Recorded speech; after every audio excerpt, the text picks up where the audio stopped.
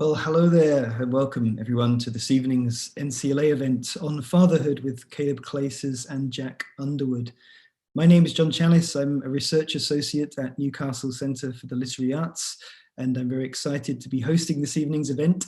But before I introduce the details of tonight, I'd just like to draw your attention to a couple of forthcoming NCLA events taking place later this month. Our next event is on Wednesday, the 17th of November, and it sees Hadley Freeman in conversation with the NCLA director, Rachel Hewitt, about her best-selling and highly acclaimed family memoir, House of Glass, the story and secrets of a 20th century Jewish family. Then on Thursday, 25th of November, we'll be joined by the T.S. Eliot Prize shortlisted poets, Raymond Antrobus and Hannah Lowe, as part of the Poetry Book Society Autumn Showcase. All of our events this semester are free and take place online, and you can register to watch these at our website, which is ncl.ac.uk/ncla.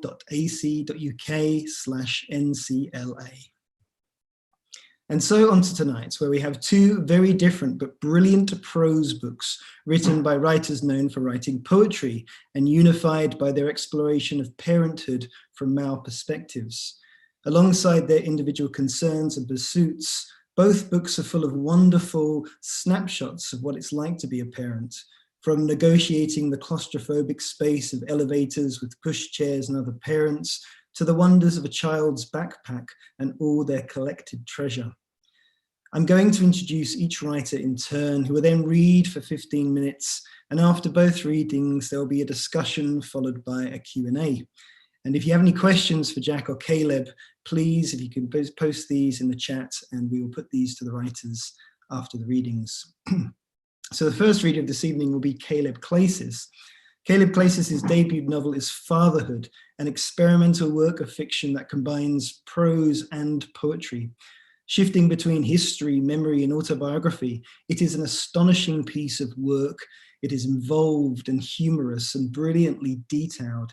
It blurs the lines between fiction and autobiography in both its form and narrative. The book's narrator is a writer attempting a novel about family history while attending to the work of fatherhood. All the while, an underlying tension that seems to build inside the language itself is rising. The narrator's home, built on a floodplain, is terminally under threat, echoing the predicament of the new father. It is a novel that explores intimacy and vulnerability, the environment, as well as the effects of climate change. And reading it made me think about what was possible with prose and poetry and how the two can be bridged. Caleb Klaces is also a celebrated poet, has published two collections of poetry, Bottled Air, which came out from Eyewear in 2012 and won the Melita Hume Prize and an Eric Gregory Award, and most recently Away From Me, which was published by Prototype in June. He is a senior lecturer in creative writing and English literature at York St. John University, and his work as a critic, prose writer, and poet has appeared widely in places such as Granta, Poetry and Poetry London. So please welcome Caleb Klaces.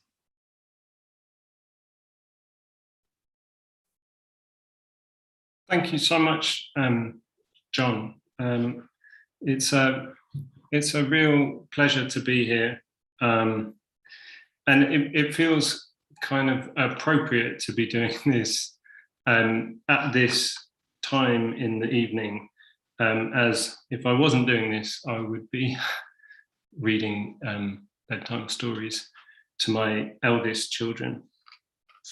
I'm going to read two short sections from Fatherhood, one from towards the beginning and one from just after kind of halfway along.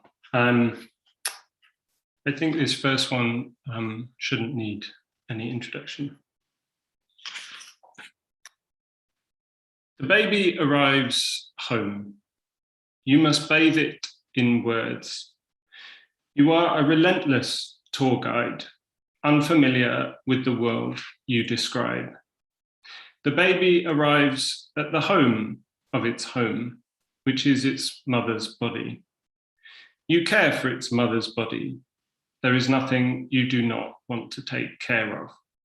You take care of a gin and tonic and dab the baby's head. You dream about the baby's head pickling in gin and tonic. When you wake, the baby is where you left it. You believe you can feel the movement of air when the moth lifts. You can taste the notes of kumquat promised by the coffee's packet. You are surely a good father. You cannot get enough of the midwife's praise for the quick birth, the breathing baby, her I heart dad mug of milky English breakfast. Then the midwife starts telling you a story about a couple she worked with who unpicked the mother's stitches themselves. They stored them in a biscuit tin so that they could return post-haste to their intimacy. And in your hyper-receptive state, you think the midwife is trying to tell you something. But what? That is until she goes on to describe the exorcisms her husband performed when they lived down in the dark southwest. And it is clear she means no more than she means. You are still a good father. A good husband, too, she confirms.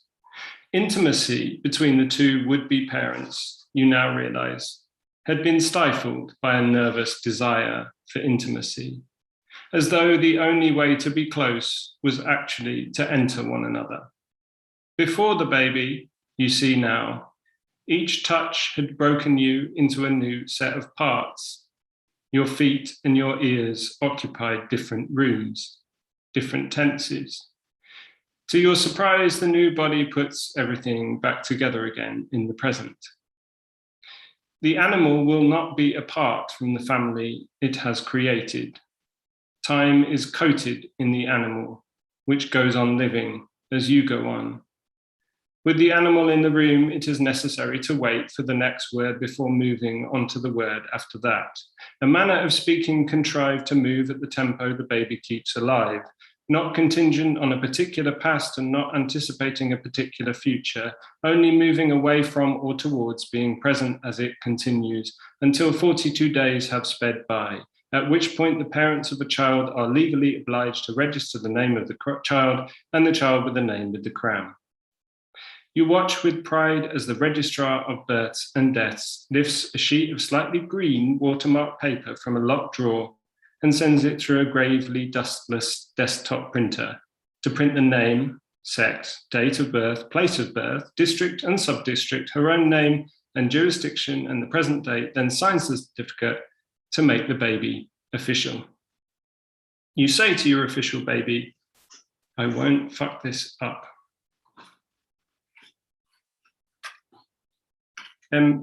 So the young family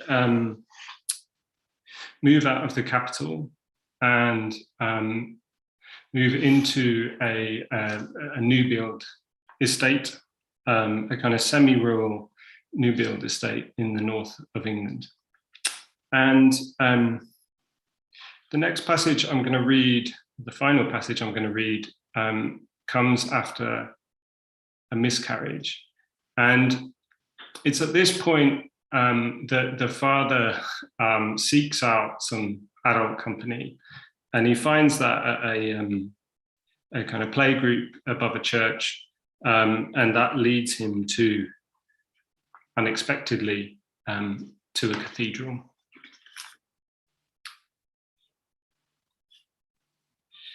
I left the pushchair near the cathedral doors and looked up. The boring old Church of England, I thought, is where all of advertising's oversights are hidden. None of this earnest, chilly, inflexible business have I yet been sold. And yes, I want it. I want to get out of myself and fly up to the rafters to seek out a finer dust. A voice spoke. My daughter looked everywhere for the man. Where is the man? I pointed pointlessly to the crackling speaker. That is not the man. How to account for a voice without a body? How to account for a life lost before it has been born? The miscarriage left a space where a baby would be, It was a space that it seemed to me then the building had been built to house, to stop it from expanding until it swallowed the world. How many unborn children must have passed through the cathedral inside their mothers, a secret hand on and inside the stomach beneath the dress.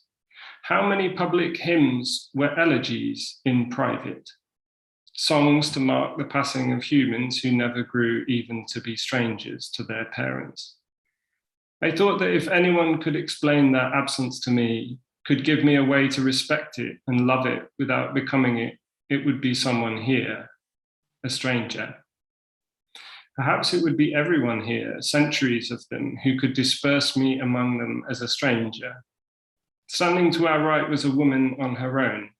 She looked badly in need of the sustenance of a communion wafer. Newspaper spilled out the bottom of her tracksuit bottoms.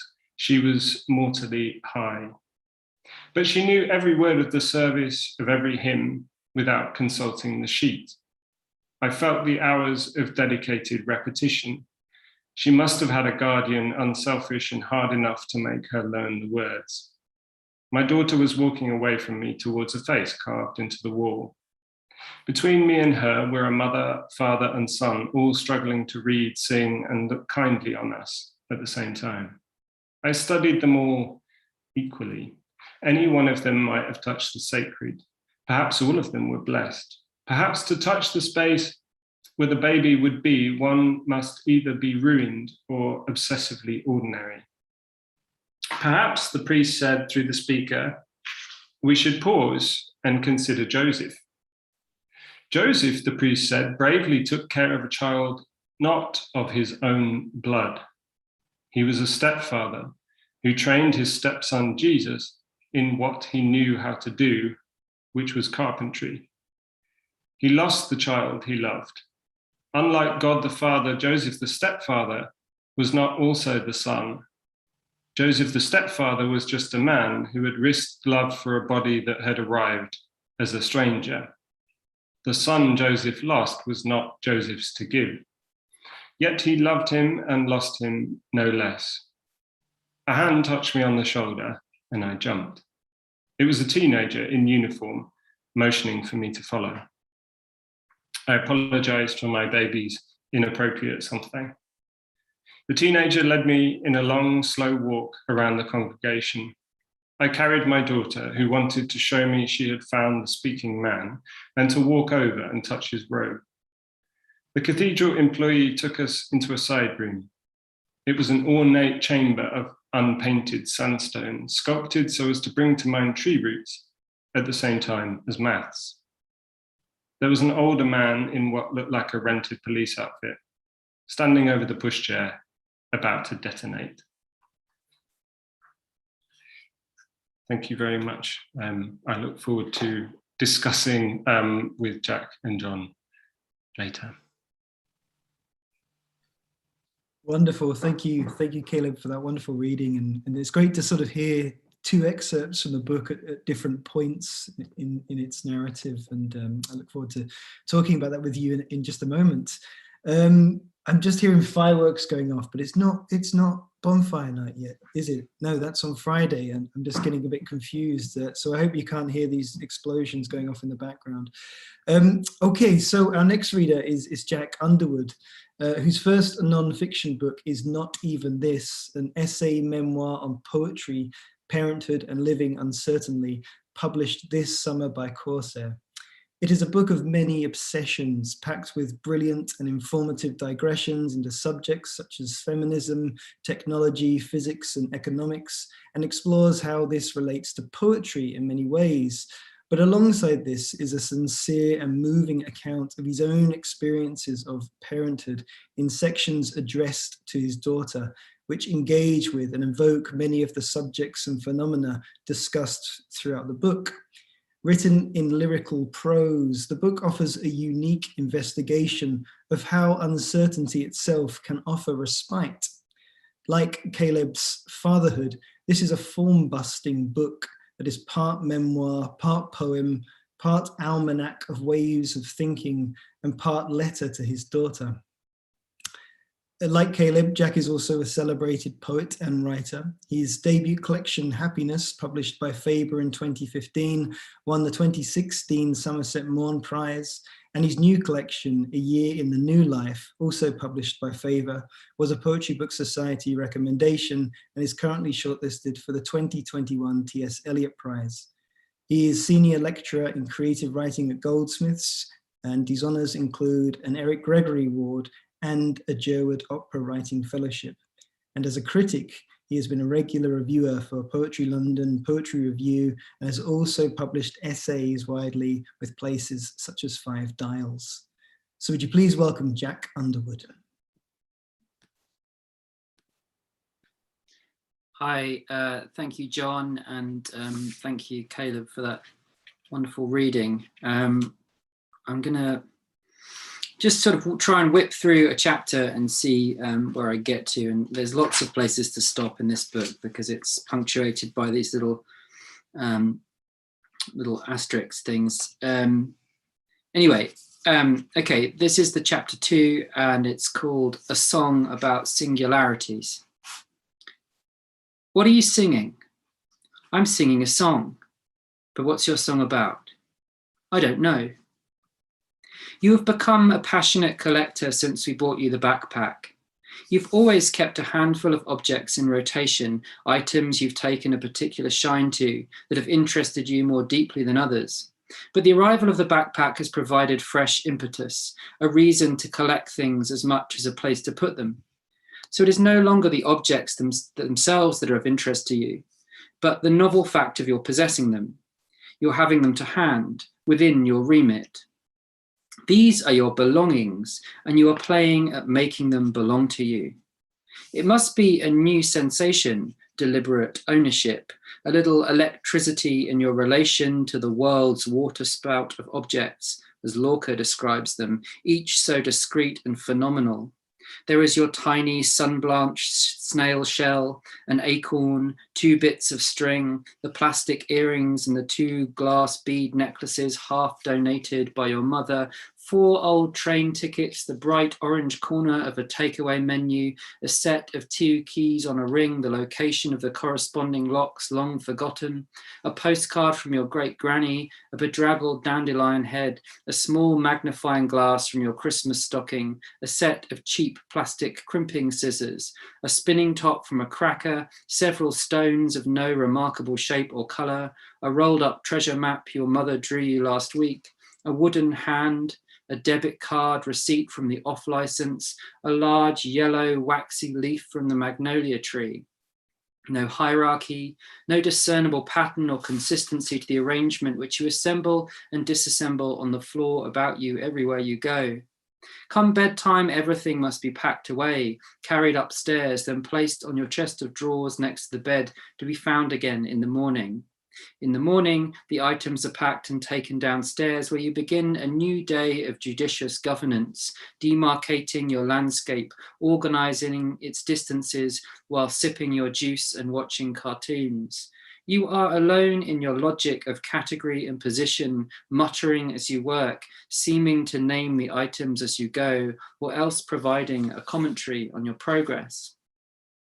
If you are very tired, you sometimes ask us to help you, and this is a treacherous undertaking, because in such a state you cannot communicate the exact positioning you are after, the angle or relationship or the reasoning behind it. When we fail to satisfy the particularity of your design, which is inevitable, you turn first furious, then inconsolable. Tears before bedtime, a hostage negotiation in which we are both negotiator and hostage. Deep breaths. I know. I must make room for you to explain, but come evening when I've been patient all day and am also very tired, the exact configuration of a piece of string relative to a wooden bowl, relative to a plastic dinosaur, is it meant to be drinking from the bowl or washing in it? Is the string part of this? Is it the dinosaur's food? And not specifics I'm deeply invested in. I have to dig deep into my reserves. I can see that the little control you have of your world has been overthrown by these minor misalignments. You are so distraught and frustrated. For as long as you've called out to us in want, in confusion, we've tried to meet your demands. The work of our caregiving, our bending to your shape and shade has been so prevalent that it must surely be imperceptible to you. Now my clumsy, stupid interventions, suddenly arriving from outside of your new thinking, must register like an internal malfunction. You do not understand why I do not understand. Let's start from the top. The dinosaur. Where does she go? After 5 or 6 minutes, we have them in place, dinosaur bowl string, the elements return to their periodic table, and we are both exhausted and united in our relief. I don't consider myself a collector. In fact, I am generally unattached to material things. People tell me I'm impossible to buy gifts for because I am just as happy with one thing as I am with another or nothing at all. Being so ambivalent means that I can also forget to say thank you, which is awful, so I worry about it. And then when I do remember, I worry that my thanks will seem too performed, disingenuous, which on a certain level I suppose they are, which is also awful. It is not just that I'm not invested in objects, but that I am irritated by objects that other people deem to be precious because I fear I'm likely to break them or lose them or spill tomato sauce or wine down the front of them, or more neurotically fear that I might take a blade or blunt object to them deliberately, driven by a sudden perverse impulse. Precious things, even those given to me lovingly, feel like a test. It is as if my ability to care and be careful is placed under a scrutiny that seems utterly unjust, given that I don't get any materialist pleasure in exchange, only a dreadful foreboding, a sense that I can only stand to ruin and disappoint. Before you were born, I knew you would be precious, and I fought against endless dark visions of dropping you, knocking your head against a doorway, tripping up and landing on top of you. I cringed and winced to myself multiple times a day. Unsurprisingly, before you, I never enjoyed holding babies. Holding them back, handing them back, or even after 20 seconds felt like a triumph. The child survived me. It was like that with you for the first few days too. After my turn, feeling your weight leave my arms, I would rise with the elation of the unindicted, free to go. Seeing all the casual super dads on train station platforms or striding across beer gardens with their slings and papooses made me prickle with anxiety, though these are, I am sure, normal feelings for a new parent. That I experience a feeling of triumph taking off a new shirt has made it through dinner is less usual, I would say. If I have a fondness for objects at all, it is for those that I am already wearing out. New items are as yet unsullied by use, and old antique items are precious precisely because they have survived so long against the odds. But worn-in objects demand no particular vigilance. T-shirts whose print is fading and seams are stretched, beaten up copies of books, cheap sunglasses, my creaky writing chair that the barber in Hackney let me have for free, its legs held together by a metal hose clip. I can be entrusted with them freely, these old waning faithfuls, already in need of replacing, and it is a relief. Because I am clumsy and paranoid, I live in fear. Relief is my favorite emotion. Was I always like this? As a child, I collected frog ornaments. My collection had more than 100 pieces at its peak, some ceramic, some wood, mostly cheap plastic. I remember I liked the feeling and ceremony of adding to it, one more to the frog chorus. I must have packed it away during early puberty out of shame or lack of interest. When my parents moved house long after I'd left home, the loft was emptied and I agreed to have them given away or thrown out. They kept a couple of the nice bronze resin ones that I was given as Christmas and birthday presents, and they live in their bathroom now. I pick them up when I visit, but I don't feel any attachment. I haven't collected anything since, unless you count books, which I accrue rather than pursue. Even then, I'm pretty ambivalent about the editions themselves, and I wish I had fewer. A very slow reader, I'm hopelessly besieged.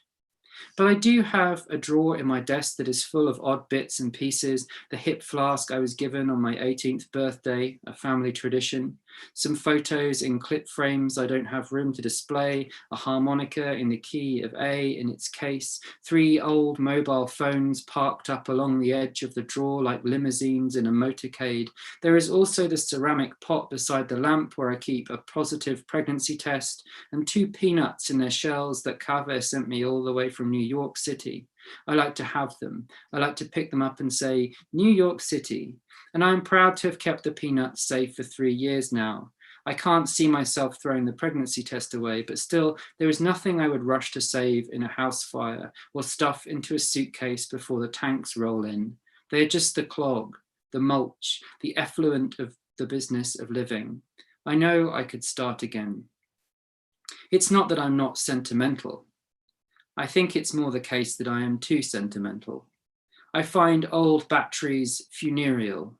I thank cash machines and post boxes, and sometimes embarrassingly lifts as I leave them. I feel I could become attached to anything if I was to idly cast some symbolic importance on it, give it a persona, a name, which I do all the fucking time. When it comes to material objects, relativism is a kind of defense, a healthier, less exhausting outcome than the alternative, which is a meaningful and particular relationship with everything. An obvious analogy occurs: the similarity between the positioning of your miscellaneous objects and the business of shifting a poem about on a page. Wait, okay, now I understand exactly what you're doing. That need to go back over and over, testing configurations, rehearsing the through lines and relations, the muttering and staring into space. And yes, admittedly, when I'm tired and feel that I cannot convey my predicament or the formal arrangement does not materialize, I too know that inconsolable frustration. Words have to be right and in the right order and position. I pick up your little orange corner of takeaway menu. It is a word as good as any, with its bright, discrete shape and character, retaining a little of the wider history it was torn from. As good as any to carry from room, to unpack and repack relative and in response to where it lands or whatever it lands next to. And I understand your need to sit in the middle, laying down your predicament, arranging your poems about you, your poems about you. I'm often asked what a poem is about, and it always feels reductive, like the person asking the question is demanding I offer an alternative, snappier version with a clearer, more direct meaning. They do not trust the poem, or they do not trust themselves to trust it. But I try to remember that we talk of moving about something to mean around it. Almost errantly, one strolls about the park or dances about the room, and how easily, in this sense, a poem can be about its subject. About is also used to mean approximately. It qualifies an amount with a caveat, which is a paradox, since something cannot be both a certain amount and an uncertain amount. And again, the way in which a poem might be said to be about a tree, for example, appropriately acknowledges the way in which a poem simultaneously measures and approximates its subject. The center of our galaxy, the Milky Way, is about 26,000 light years away from Earth.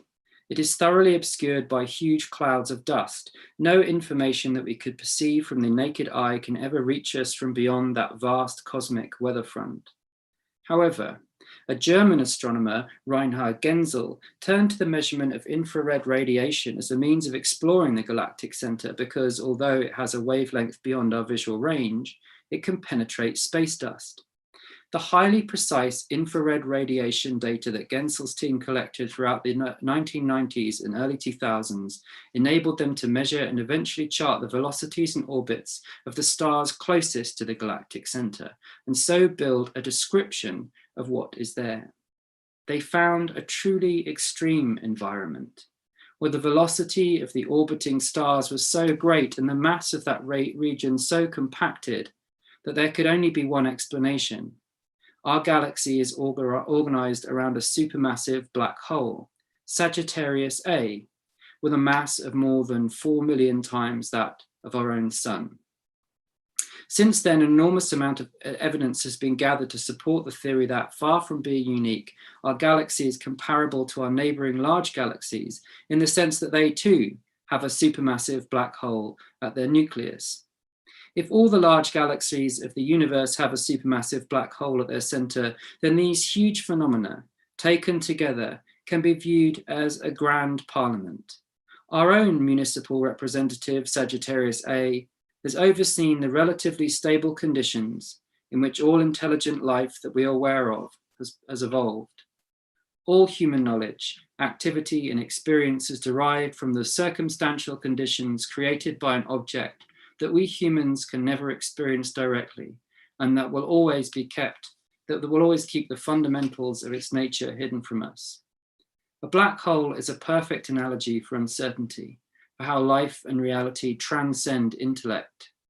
Our entire existence depends on these points in space where mass is compressed infinitely inwards to an essentially unreachable center, unreadable in any of our languages.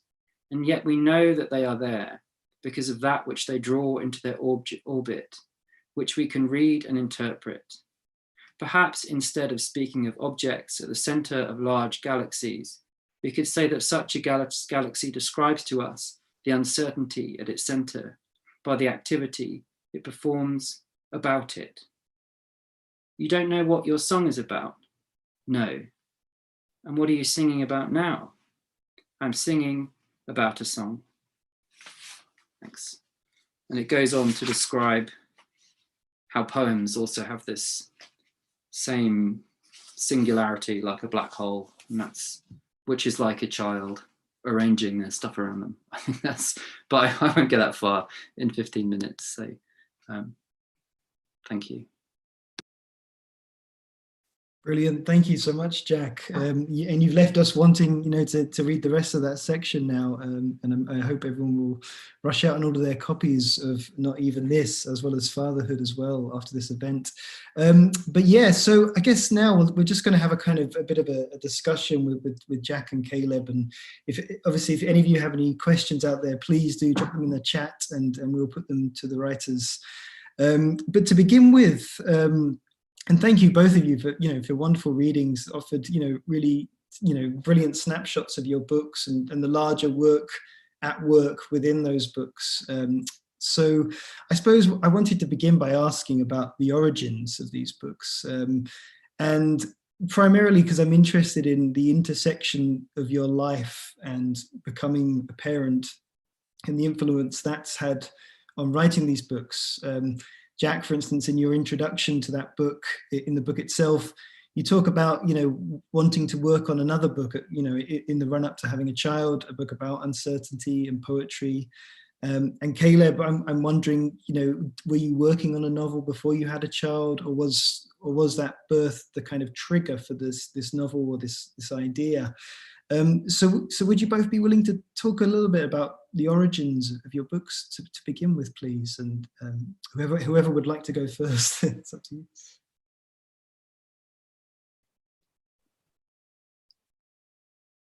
Okay, I'm happy to. I nominate Klaces.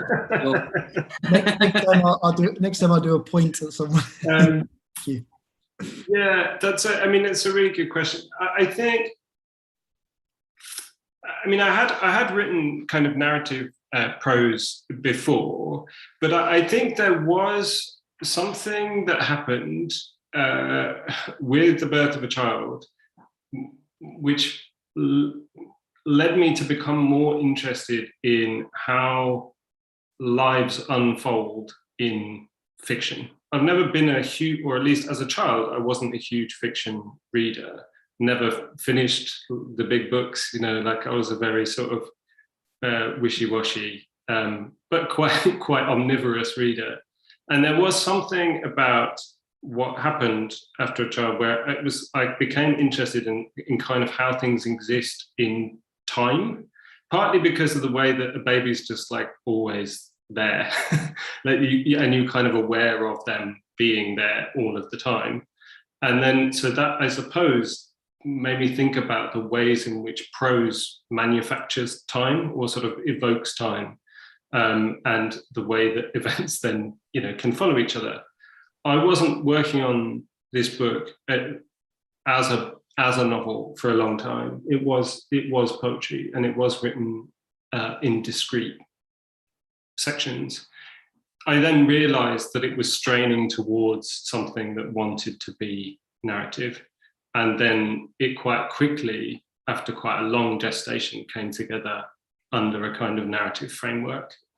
which was secondary. Oh, that's really interesting. Thank you, Caleb and Jack. Yeah, I mean, I'm really interested in what you're saying there about sort of time and almost the sort of, I mean, I write quite a lot about time in the book and sort of dilation and duration and how we measure time, and the arrival of a baby is definitely a sort of, it creates these new time zones and experiences, but also it's just that kind of, I want to talk to you about time is what I'm saying, in terms of how the I have to go back a long time to think about when I first started writing this book, which I was interested in poetics and interested in poetry as a kind of uncertain knowledge form, and how essentially kind of most kind of poetic technique or literary techniques, the arts that would fall under the umbrella of poetics, are kind of ways in which sort of uncertainty can be like both posited and held, and complexity can be brought within reach without kind of easy solving or explaining away, whether that's just metaphor or being a kind of contradiction, a paradox that's kind of and sometimes bi-directional, you know, where if a sun is a blood orange, then a blood orange is a sun, these kind of things. So I had this whole kind of, I suppose it was kind of like an interest in poetics, and I was trying to write about uncertainty and doubt as a kind of dynamic kind of force in knowledge making and making new knowledge. If you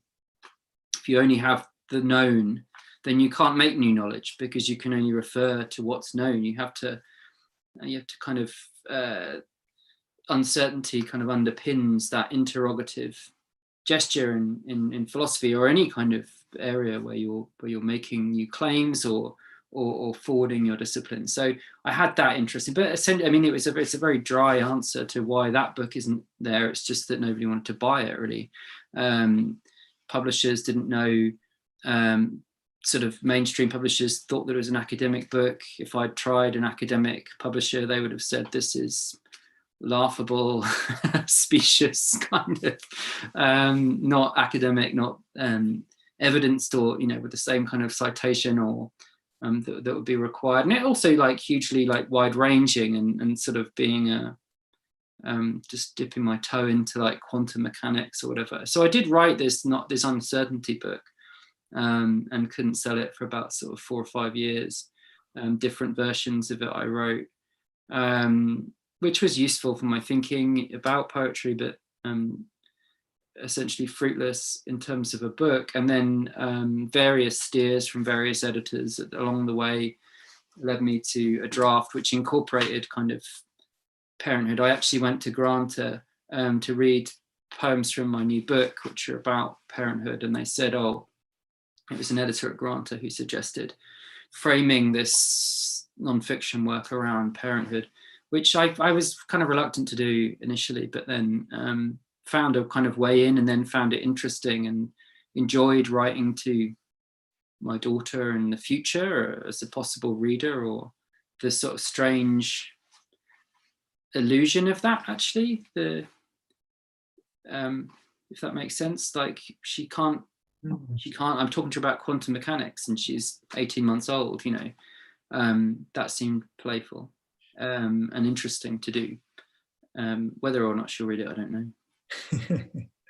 Oh, thanks both for the really honest answers there about I guess the way parenthood and becoming fathers has affected the way you think about writing, and time. The thing about time is fascinating. There's that really romantic film about, I forget what it's called, but it's got a guy who can go back in time when he closes his eyes and goes in a cupboard, but he can't go back in time when he has a child, because suddenly that alters his time zone. And I found that quite interesting. Having a child myself, suddenly everyone moves up a kind of rank, don't they? Grandparents kind of become history, and you become the parents, and that's really interesting. And also really interesting, Jack, what you're saying about incredibly honest there. Thank you for, sharing the book's story, and interesting to hear this other kind of texture coming in, the kind of personal texture, and that being something which, changed the book for the better. That's really interesting. We're getting some great questions in from the audience, but I just wanted to sort of just pick on that same thread for just a minute more. Because both your books, they're quite experimental in a way, and they're kind of, I want to use the word hybrid, but obviously that's a complicated term as well. But both books have parts in it that look like poems, text that's chopped up and appears in columns, and both kind of play around. Caleb, your book moves between second person, first person, as in the bit you just read, and Jack, your book, is just immense in all of its brilliant obsessions and interesting things, and someone like me who doesn't know much about supermassive black holes at all, these it's full of kind of choice and wonderful information. And I'm interested in how that those kind of decisions around how you put these books together, how that it reflects the way that becoming a parent changes your life and changes the time you have available to do things and creates new demands on the self.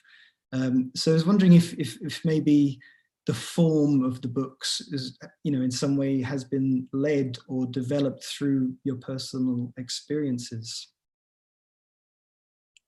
Okay, do I get to nominate Underwood this time? You go for it. You can throw him. It was your turn, but I did nominate you, so I'll allow it.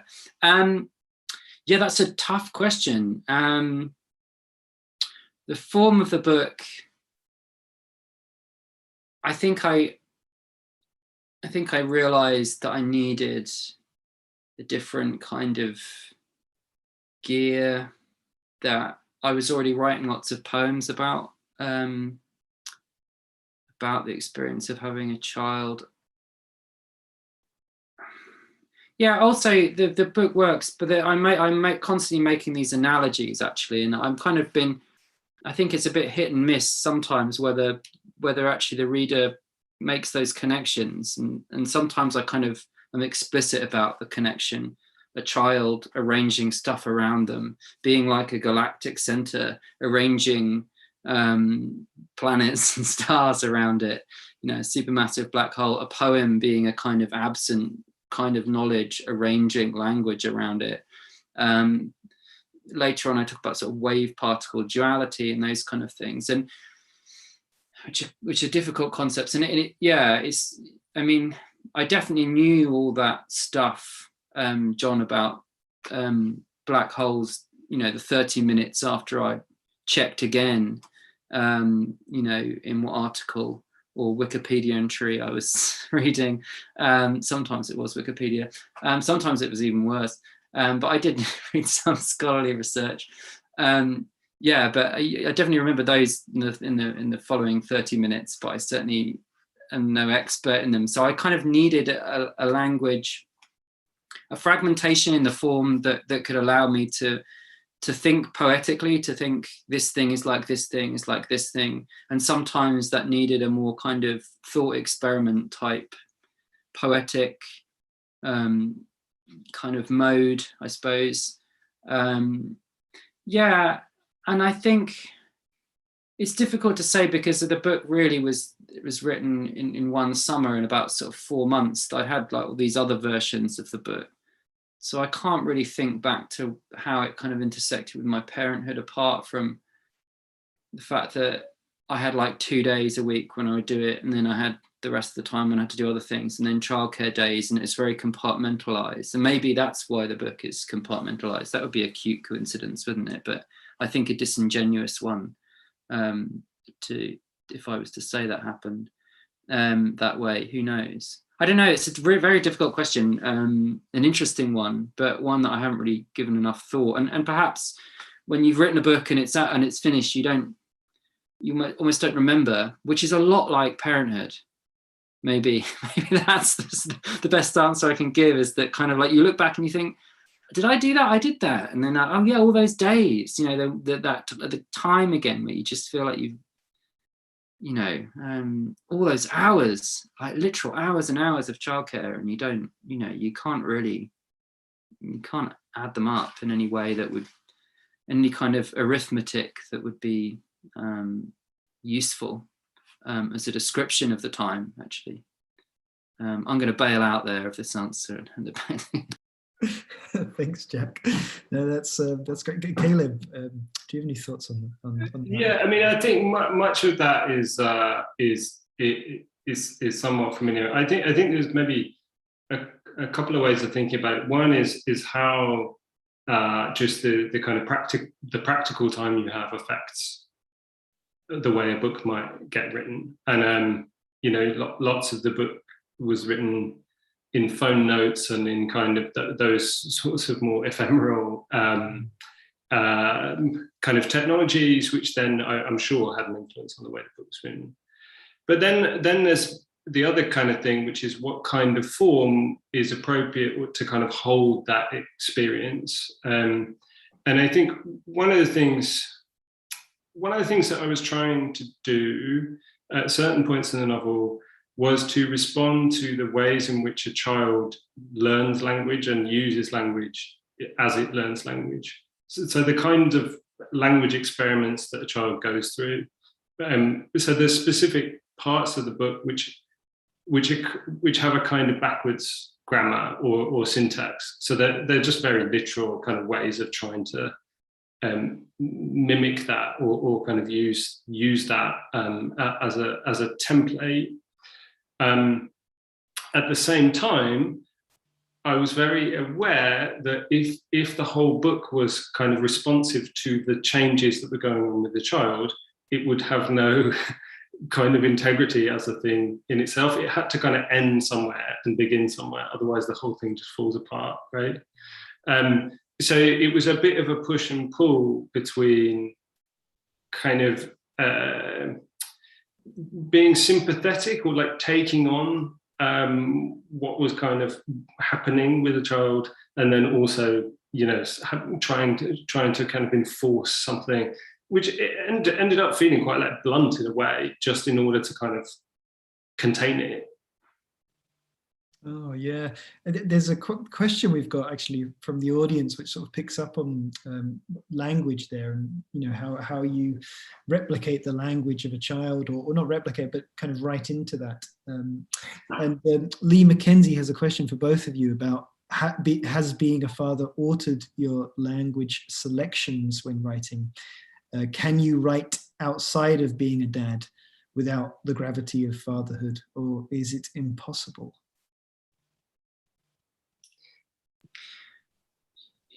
I mean, I find that with poems it's different. I felt like, because I'm never quite myself in a poem, I can escape in a way into that space where it's kind of, where I'm finding out what the speaker is saying, what their predicament is through their speaking their predicament. And I mean, the phone apps thing is, the notes, not the apps. The phone notes is just like the resource you have. You can, you know, you're holding a baby and a kettle of boiling water, and you put one down, usually the kettle, and you can, you know, and a line can arrive, and the way in which that kind of stores things up. So language, in terms of selection, I don't. Let me just check the question again. Language selections outside of, I think you can write outside of being a dad, yeah, but you know, there are always a few kind of, if there ever a you arrives in a poem, you have to, you're suddenly not just this kind of lyric I with a kind of vague paramour. You're in the sort of courtly sense, you're you have a few people that could be the you now, that changes. But I don't think poetry, I don't think Parenthood gave me a kind of gravity. I think it gave me a kind of,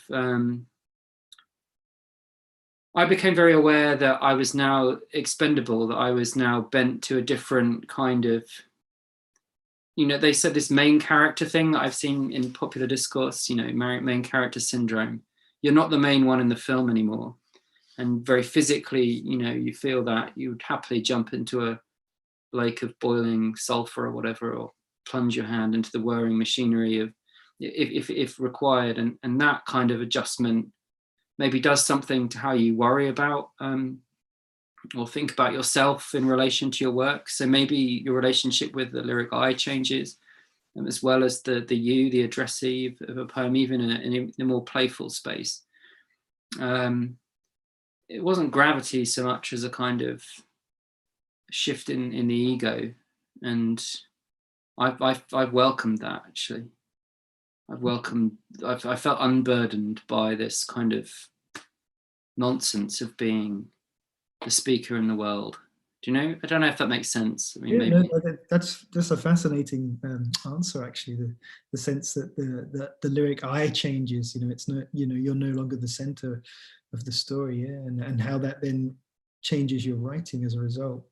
It's really interesting. Caleb, over to you there about that question about you know, how it's altered your language selection, because it sounds like you were trying to work into something like that with the novel anyway, some sort of altered language.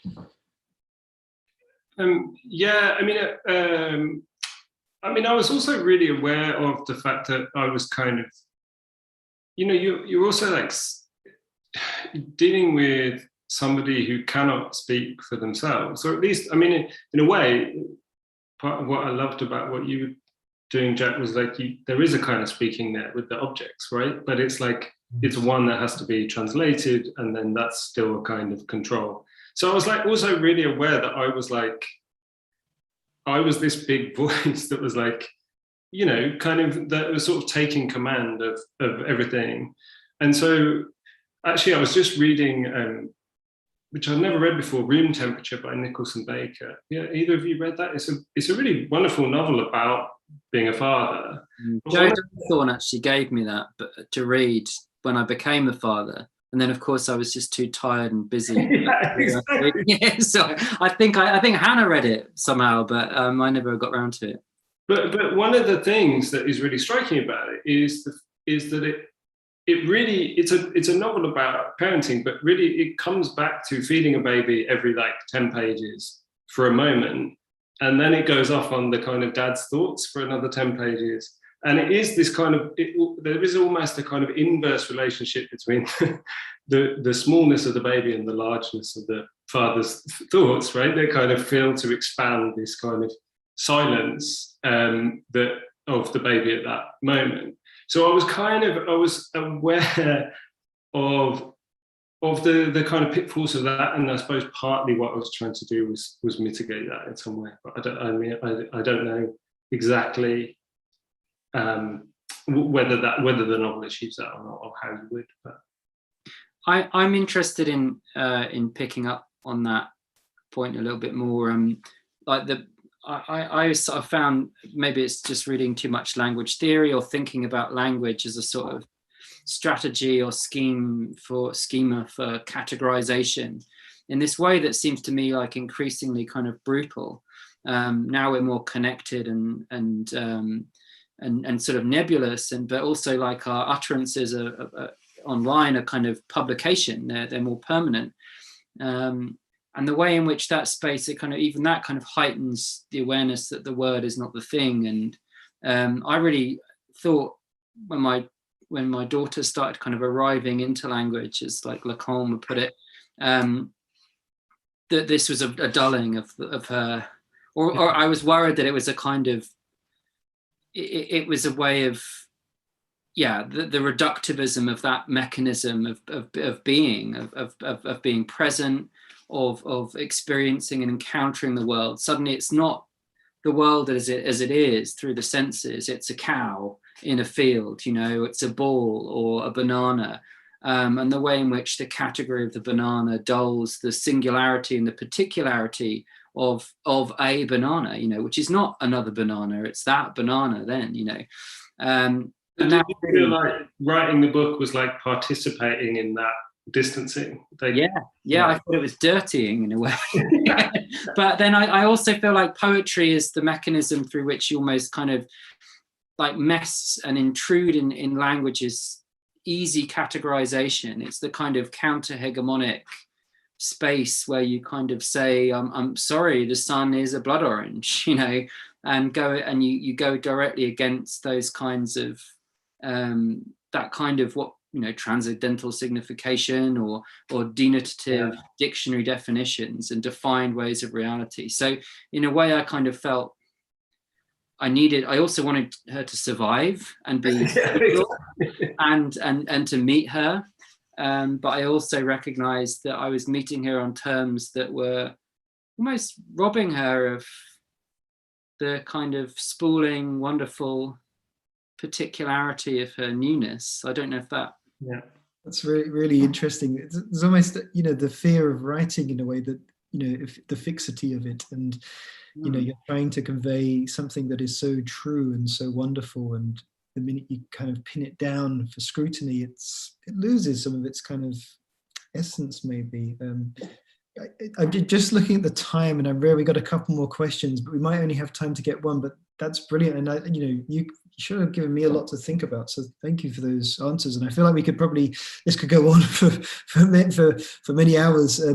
But I've got a question here from Jake Morris Campbell. Just wondering about, you know, as we're talking about the subject of your books, you know, your children, but how do your partners and the children factor into the book's creations? And have you had to change anything for the sake of their privacy? Or is there, do you have conversations with them about the book? Nominate Klaces. Well, you know, because I've been really inspired by Jack's honesty tonight, and I'm trying to summon the courage to be as honest as he is being. I mean, it's difficult. I mean, but I think I came to see writing the novel as a kind of intervention in my life, and I was interested to see what would happen with writing it. I lost track of exactly what was kind of real and what wasn't, but there was quite a clear kind of limit, I think, when it came to certain kinds of intimacy. I mean, the book is interested in all different kinds of intimacy, but I suppose there is a wife character or a partner character, and I was kind of had to be careful in the way that that kind of happened, I suppose. I haven't resolved that question actually, so I don't really have a good answer. There's something, I mean, I very quickly decided that I would essentially write my partner out of the account. I don't feel like, I know that one of her family feels like an aunt or something, not her mother or anyone. Her aunt was like annoyed about my book, that it kind of was just about me and our daughter. And I sort of, but I'm quite careful in the preface to say, look, I can't speak for that, the magnitude of that experience, the uniqueness of that experience. In fact, I kind of look at it and gawp and feel like an idiot, you know, in knowing anything about it or pretending to. I do worry about, I remember Don Scher, the former editor of poetry, poet and good critic too, him telling me about his daughter, and he used to read poems about her at a reading. I hope he doesn't mind me saying this, but and one day when she was a child, she's like, I don't want you to do that anymore, you know. She was obviously embarrassed or had enough, and he said okay. And then like years later she came to a reading, and he thought enough time has elapsed, and he read a poem about her from that time, and she was furious. Said, like, I told you not to do that, you know. So I think that's I worry about that. I worry that that I've kind of already broken a kind of contract, and people say, oh, your daughter is so lucky to have this book as a record of your time. And I just think about my own kind of arrogance, maybe, of the imposition of this object on her futurity, on her life, that it's kind of there. So what was the question again? Have I changed much? I'm probably a kinder, more interesting person in the book. Parenthood is very boring a lot of the time, and I probably shouted more than I document, but I'm also kinder, and there's all kinds of course the private, intimate, wonderful stuff is yours that you keep. But the thinking is where you're reaching out to another. You think, what could be useful? Nobody needs to read 1,000 words of me cuddling my child and what I talk to her about, but they might find it interesting to have black holes and poetics, so I've kept a lot of everything out, really, but I think that's writing. I think that's just your craft, isn't it? Don't know how you guys feel about that. Caleb, would you like to pick up on there? And yeah, I mean, I don't really have anything to add, I don't think. I mean, I think that was it was very interesting to hear.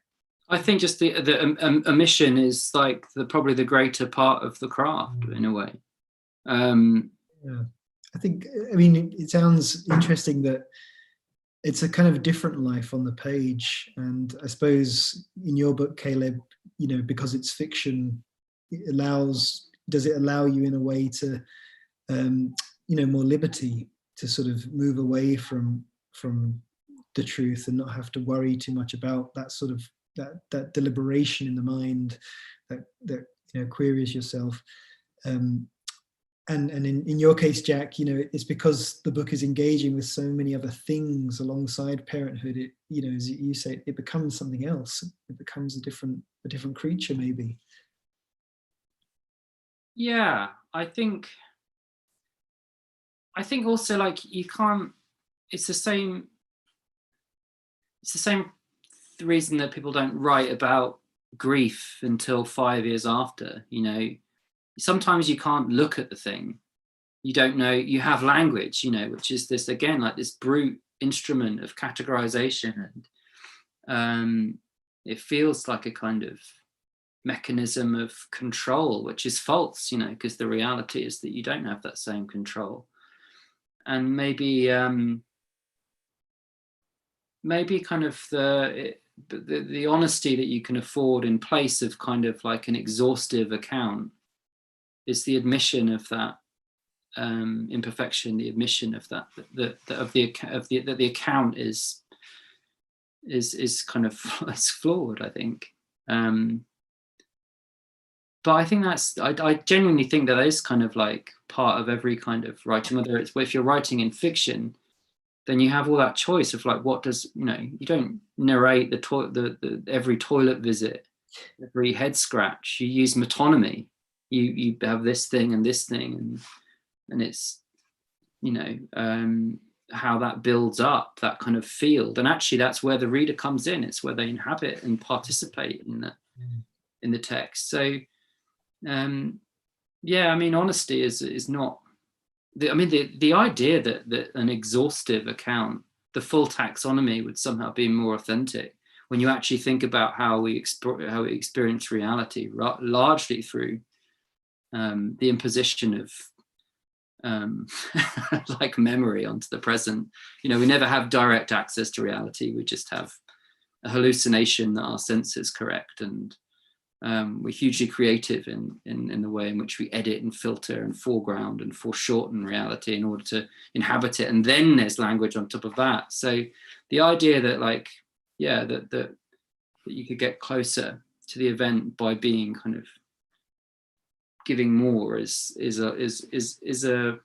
not, yeah, I don't think that's, I think that's a false, there's a red herring. That's the cliche I'm after. Thanks, Jack. Thank you. I'm just looking at the time and thinking we should probably wrap up. But thank you to both of you so much for your wonderful insights there and the terrific readings. And I urge all of you to go out and buy the books. They are available. I think there are links to the books to Blackwell's or to somewhere else in the chat on YouTube. So just before we wrap up, just like to thank Melanie Birch and Peter Hebden for their work on organising this evening's event. But most of all, to Caleb Klaces and Jack Underwood for your wonderful readings and for being willing to share with us this evening. Thank you. Thank you. Thank you very much. Thanks.